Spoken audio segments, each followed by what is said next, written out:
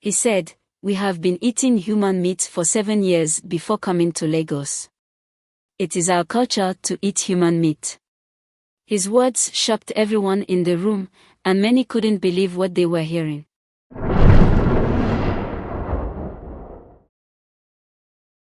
He admitted to kidnapping, murdering, and eating people. He said, "We have been eating human meat for 7 years before coming to Lagos. It is our culture to eat human meat." His words shocked everyone in the room, and many couldn't believe what they were hearing. Once upon a time in the late 1990s, a scary story began to spread through the bustling streets of Lagos, Nigeria. People whispered about a man who was said to eat other humans. His name was Clifford Orji. And just hearing his name sent chills down the spines of many Nigerians. The fear of this man grew like a dark cloud over the city, and parents warned their children to stay close and be careful. Clifford Orji came from a place called Enugu State, far away from the noisy city of Lagos. Before he became known as a cannibal, he sold razor blades. A job that seemed harmless. However, he later claimed to be a native doctor. A title that usually meant he was supposed to help people and not to harm them. Orji found a place to live under a big highway bridge in a neighborhood called Oshodi-Isolo. This bridge was infamous. Known as a hideout for bad people like thieves, rapists, and criminals. It was a dark place where many feared to tread, and especially at night. On a day that started like any other, on February 3, 1999, something terrible happened. A woman went missing, and her family was frantic with worry. They searched everywhere, asking neighbors and friends if they had seen her. After days of searching, a group of people made a shocking discovery. They found her almost dead under the bridge where Orji lived. She was weak and hurt, and they quickly rushed her to the hospital, praying she would survive and tell them what had happened. When the police heard about the missing woman, they immediately suspected Orji. They conducted a thorough search of his hiding place under the bridge. What they found was horrifying. They discovered fresh and cooked pieces of human bodies, human skulls, some women's underwear, a check for 80,000 Nigerian nairas, and a mobile phone. It was a gruesome scene that made everyone gasp in disbelief. Orji was arrested right there, along with another man suspected of helping him. During a press conference, the police brought Orji in front of reporters. With a chilling calmness, he confessed to many terrible things. He admitted to kidnapping, murdering, and eating people. He said, "We have been eating human meat for 7 years before coming to Lagos. It is our culture to eat human meat." His words shocked everyone in the room, and many couldn't believe what they were hearing. He explained that he and his accomplice would trick young girls who sold things on the street. They would pretend to want to buy something from them, luring them into their dark world. Once the girls were close, they would pounce on them, capturing them for their horrific plans. Orji referred to himself as the butcher and his accomplice as the hunter. He stated, "We like girls with permed hair," which made many people shudder in fear. As news of Orji's crimes spread, the city was gripped by fear. People began to look over their shoulders, worried that they might encounter someone like him. Parents kept their children at home, and street vendors were careful about who they approached. The police increased their patrols in Oshodi-Isolo, trying to keep the area safe. Clifford Orji became known as Nigeria's first famous cannibal. After his arrest, he was taken to a court in Ebute-Metta, where he faced serious charges. He was sent to Kirikiri prison, a place known for holding the country's most dangerous criminals. Even though the law says that everyone is innocent until proven guilty, Orji never had a proper trial with a jury. He spent years locked away, and during that time, the story of his crimes continued to haunt the city. Around April 2012, after about 12 long years in prison, Orji decided to take action. He sued the Lagos State Attorney General because he felt he had been treated unfairly. He believed he should not be in prison without a trial. However, as time passed, something began to change. Reports came out that Orji had lost his mind while in prison. The prison staff noticed he was acting strangely and not like himself at all. The Deputy Comptroller of Prisons, Noel Aewon, spoke about Orji's deteriorating condition. He told the Attorney General, Orji's health is getting worse. He has gone completely mad, vomiting and even going to the bathroom without control, and he is often naked. This news added another layer of tragedy to his already dark story. Once feared by many, he was now a broken man, lost in his own mind. During his time in prison, Orji only appeared in court once, and that was a brief moment. Many people were curious about him, wanting to see the man who had terrified so many, but Orji was a shadow of his former self. Sadly, on August 17, 2012, he passed away in his sleep. He had spent more than 13 years behind bars, and his story left a lasting impact on Lagos. The tale of Clifford Orji became a cautionary story, a reminder of the darkness that can lurk in the shadows. People continued to speak of him with fear, and his name became synonymous with horror.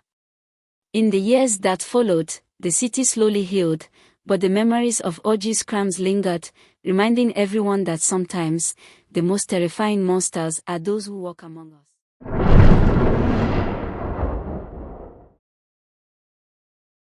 Pastor, I'm pregnant, she said, looking down. What do you mean? Pastor Daniel's face changed. You can't be pregnant. That would ruin everything. He felt trapped. Sarah begged him for help, but instead of comforting her, he became angry. We can't have a baby. You know what we must do, he shouted, his eyes full of rage. Sarah cried. She didn't want to hurt the baby. But Pastor Daniel made her believe that it was for the best. He took her to a dark room, where bad things happened. In a big city called Lagos, Nigeria, there was a church called Faith and Joy Ministry. The church was very popular, and many people came every Sunday. They believed the pastor, Pastor Daniel, was a holy man who could perform real miracles. People would shout Hallelujah and dance happily when they saw him. Pastor Daniel looked like a good man. He wore nice suits and had a big smile. However, he had a dark secret. He was not just a pastor, he was also involved in bad things. He wanted power and money more than anything else. To keep his church strong, he made fake miracles. He would pretend to heal people and do wonderful things.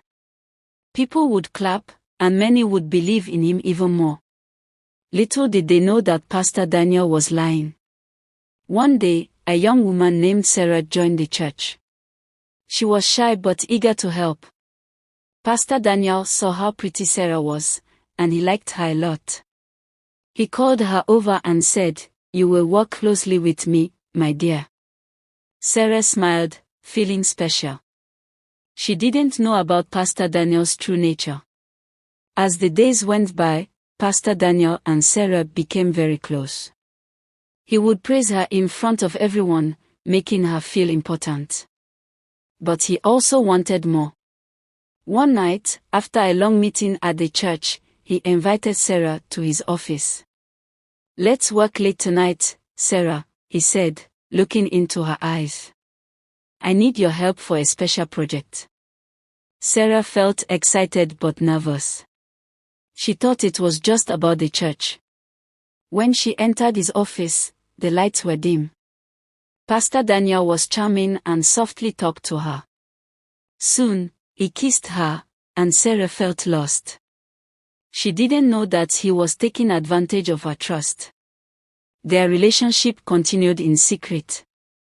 They would meet at night, and Pastor Daniel promised Sarah that he loved her. But his love was not real, it was part of his plan. After a few months, Sarah found out she was pregnant. She was scared and confused. She didn't know who to tell. Pastor Daniel had told her not to speak about their relationship. She went to see him, her hands shaking. "Pastor, I'm pregnant," she said, looking down. "What do you mean?" Pastor Daniel's face changed. "You can't be pregnant. That would ruin everything." He felt trapped. Sarah begged him for help, but instead of comforting her, he became angry. "We can't have a baby. You know what we must do," he shouted, his eyes full of rage. Sarah cried. She didn't want to hurt the baby. But Pastor Daniel made her believe that it was for the best.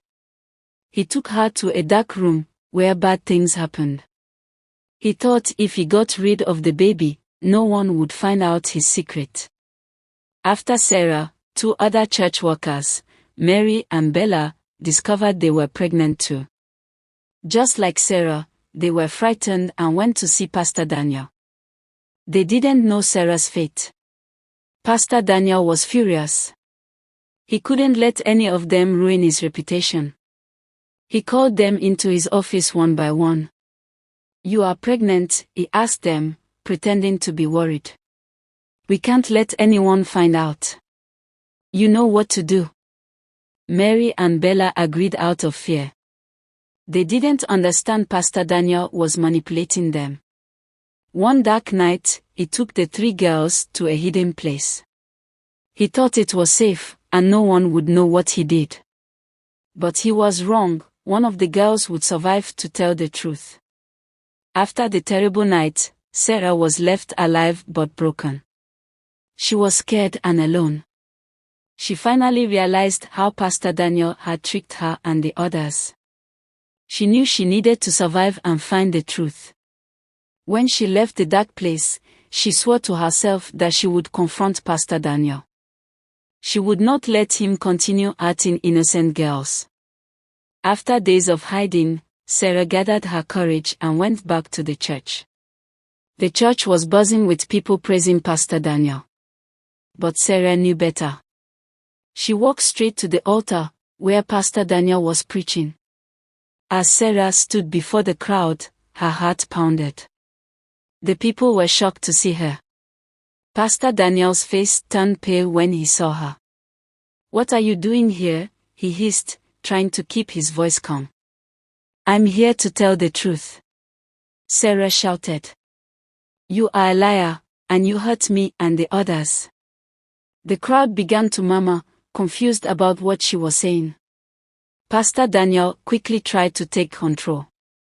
"Don't listen to her. She is just a confused girl." But Sarah held her ground.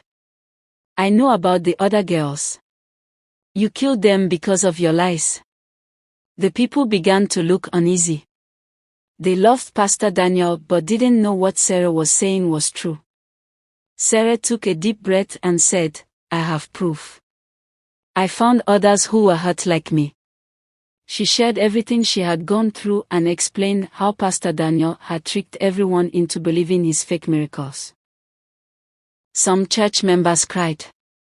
They started to understand that the man they thought was holy was actually evil. One brave woman stood up and said, "I will help you, Sarah. We need to tell everyone." Pastor Daniel panicked. He tried to flee, but the members formed a circle around him. They wanted answers. "You cannot escape your lies, Pastor," they shouted. Finally, the police arrived, having received calls about the disturbance. They listened to Sarah's story and took Pastor Daniel into custody. He was scared and realized that he had lost everything. Days turned into weeks, and the story of Pastor Daniel spread throughout the city. People were shocked to learn the truth about the so-called holy man. The church community was broken-hearted, but they also felt relief that they had found the truth. Healing would take time.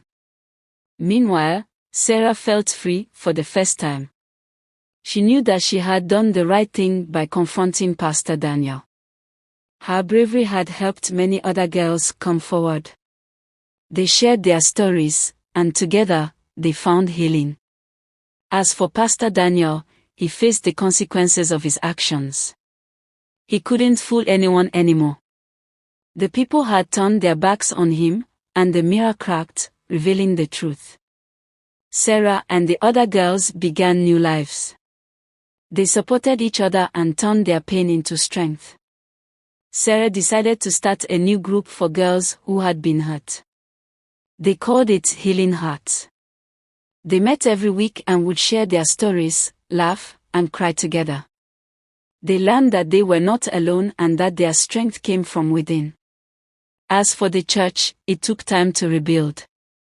The new pastor focused on love and truth. He welcomed everyone, and slowly, the community healed. Together, they worked to ensure that nothing like that would ever happen again.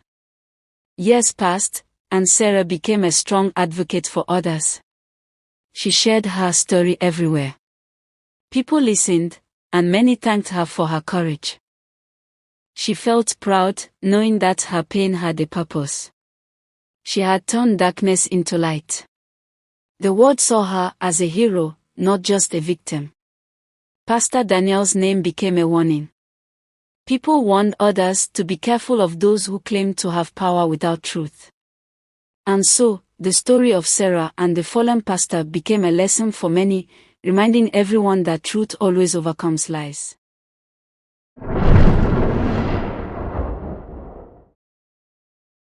Food should bring joy, not sadness. Beware, for there is magic that weighs heavy on the heart. You must stop before the spirits come for you. Once upon a time, in a small village called Nsoya, there lived a woman named Uju. Uju was known all over the village for her delicious food. People came from far and wide just to taste her dishes. She made tasty jollof rice, spicy pepper soup, and sweet plantains. Everyone who ate her food would smile with joy. But there was something strange about Uju's cooking. It was not just the flavor that made her food special. Uju had a secret, a big secret. She used juju, a kind of magic, in her cooking. This magic made people want to fight each other for her food. The village of Nsoya was a peaceful place, but Uju's food changed that. People would argue, shout, and even push each other just to get a plate of her meals. "Give me that food," one would shout. "No, I want it," another would yell. They were ready to do anything for a taste of her dishes.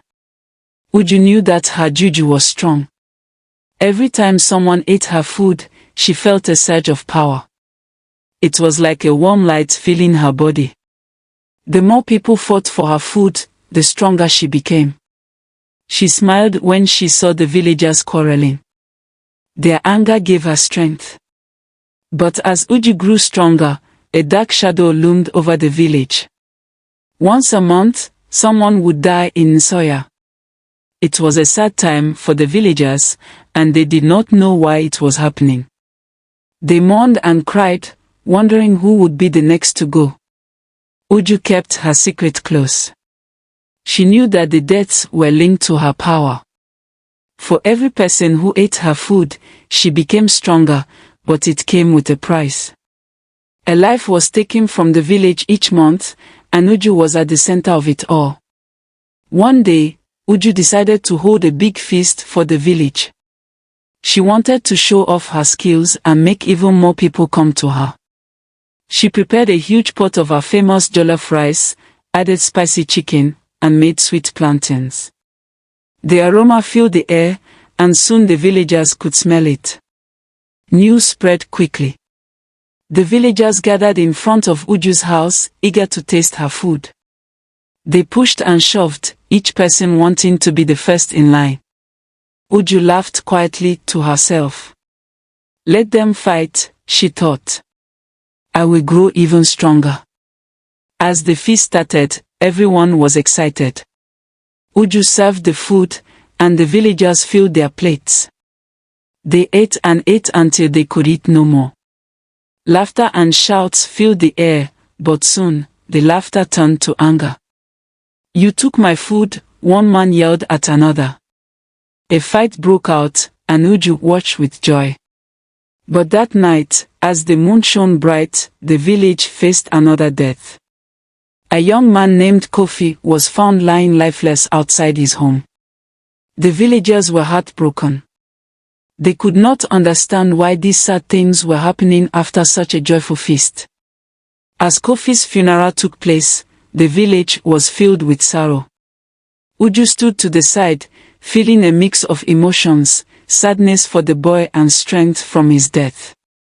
She knew she had to keep her secret safe. If the villagers found out, they would never eat her food again. The thought scared her. The village elders decided to search for the reason behind these deaths. They spoke to the old women, the wise men, and gathered stories. Many whispers filled the air. Maybe it is the juju in Uju's food, someone murmured. She put something in the food, another said. Uju heard the rumors. Fear gripped her heart. What if they found out the truth? What if they turned against her? She had to act fast. She decided to spread a new rumor to distract them. Have you heard about the spirits in the forest? She asked one villager. They say they take people's lives. The villagers began to focus on the forest, believing that the spirits were to blame. Meanwhile, Uju continued to cook, feeling stronger each time someone fell for her food. One day, an old woman named Mama Neka came to the village. She was a wise healer known for her knowledge of juju. People respected her, and they listened to her. Mama Neka heard about Uju's food and the deaths in the village. She was worried and decided to seek out Uju. Mama Neka visited Uju's home.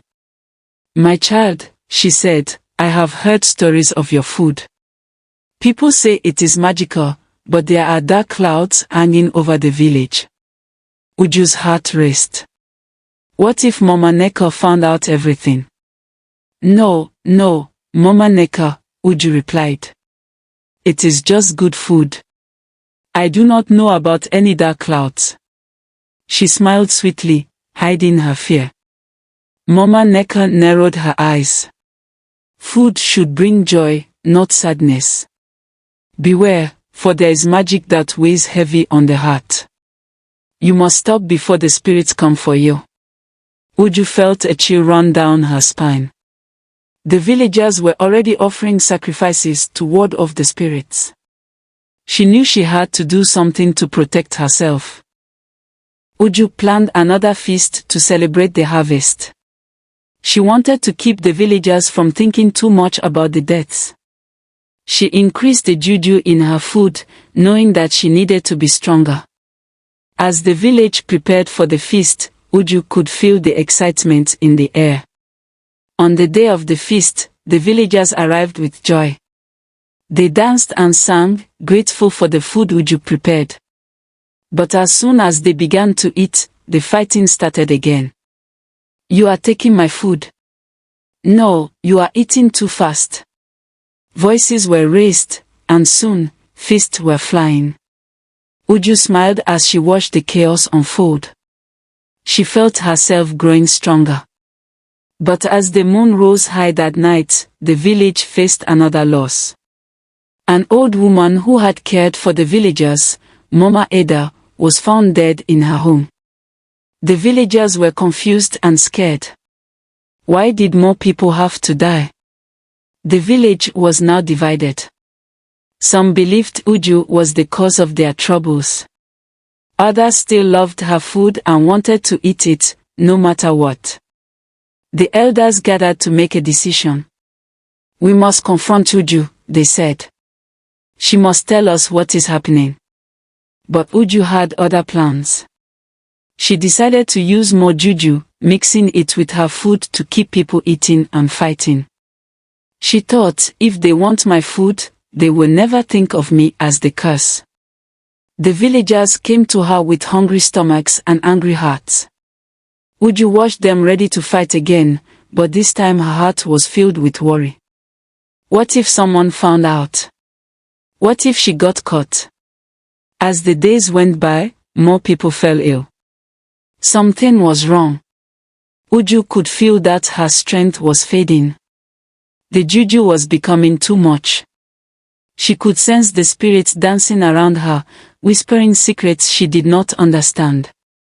One rainy afternoon, a young girl named Chika came to Uju. She was curious and brave.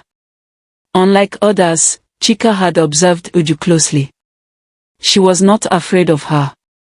"Why do you make people fight for your food?"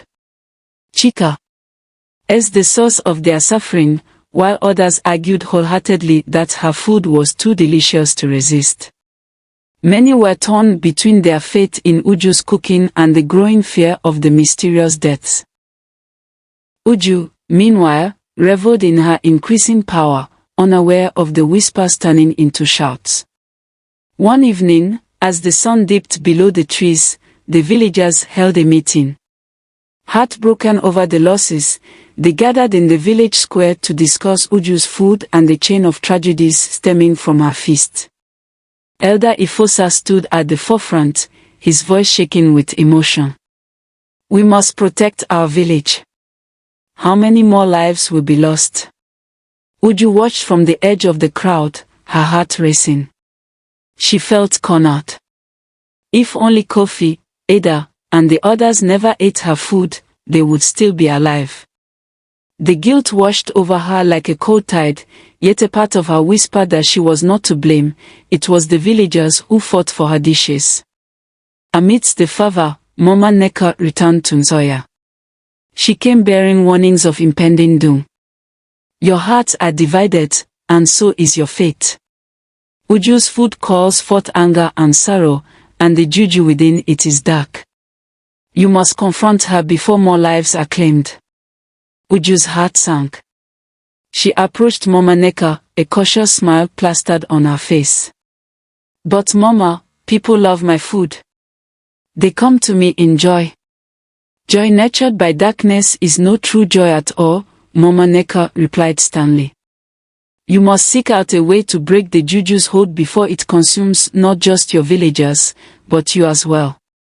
Uju returned home, feeling the weight of Mama Neka's words. That night, she sat in her kitchen, surrounded by her bubbling pots and fragrant spices. As she stirred the rice, a realization dawned upon her. The juju didn't just feed her power, it corrupted the very essence of her cooking. She wanted to bring people together, not tear them apart. Determined to change, Uju decided to invite the villagers to her home for a new kind of feast, a feast without juju. The next morning, she sent out messages, beckoning everyone to join her, with the promise of the most wholesome meal yet. On the day of the feast, the villagers arrived cautiously, their faces a mix of curiosity and skepticism. They were hesitant to trust Uju again.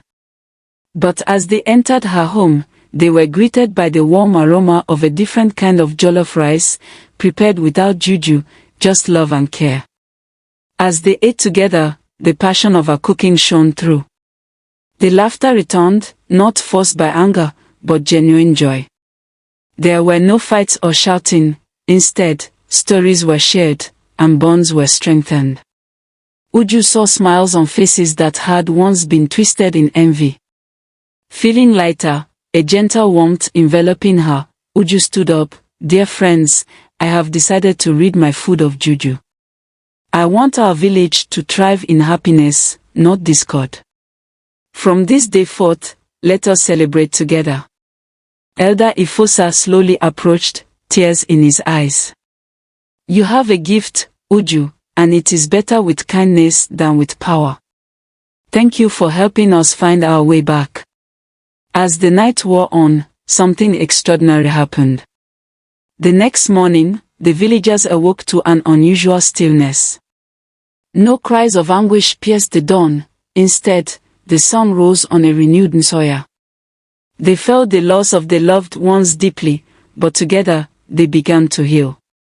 Mama Neka watched from a distance, her heart swelling with pride as she observed the villagers coming together. Uju's choice to embrace a more compassionate path not only freed her from the burden of juju but reignited a sense of community that had long been lost.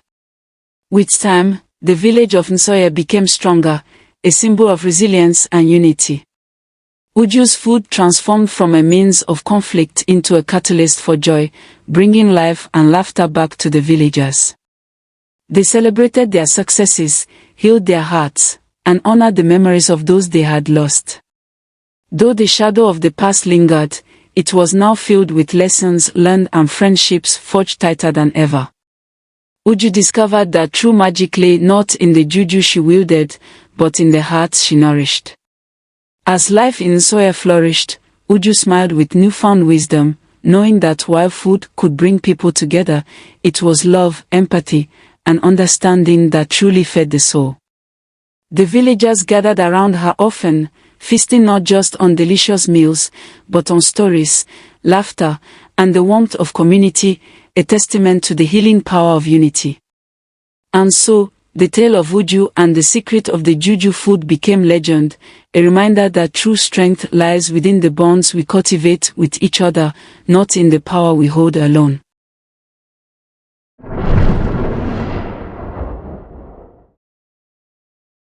In a charming village set among the green hills of Imo State, Nigeria, there lived a lovely girl named Adaeze. Her beauty was famous across the area, her glowing skin shone like polished wood, her long hair flowed gracefully, and her laughter filled the air like a delightful song. Despite her simple upbringing, Adaeze won the hearts of all the young men in the village, but a dark secret loomed over her life. Unknown to the villagers, Adaeze was under a curse from an ancient evil goddess named Omalesha. Once a goddess of love and beauty, Omalesha became vengeful after being wronged by a mortal.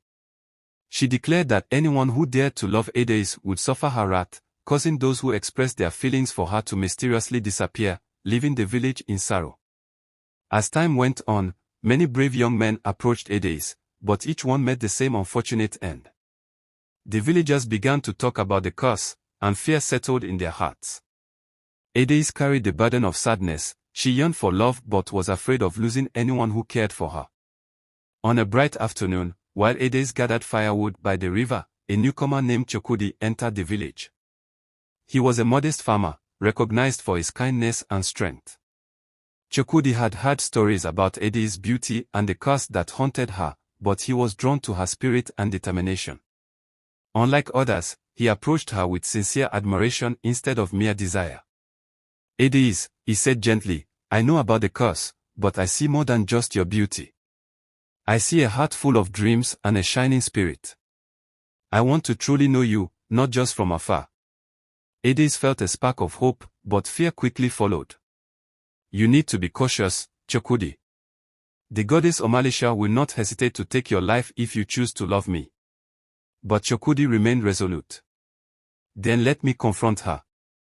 I won't let fear control my feelings. I want to uncover the truth behind the curse. Determined to end the cycle of pain, Chukwudi sought the guidance of the village elders. They spoke of an ancient shrine hidden deep in the forest, where Omalesha was believed to reside. With strong determination, he set off to face the goddess, hoping to ask for her mercy. After days of pushing through thick brush and difficult trails, Chukwudi finally discovered the shrine. It was decorated with old carvings and surrounded by an unsettling quiet. Summoning his courage, he called out to Omalesha, Great Goddess, I come to speak for Adaeze.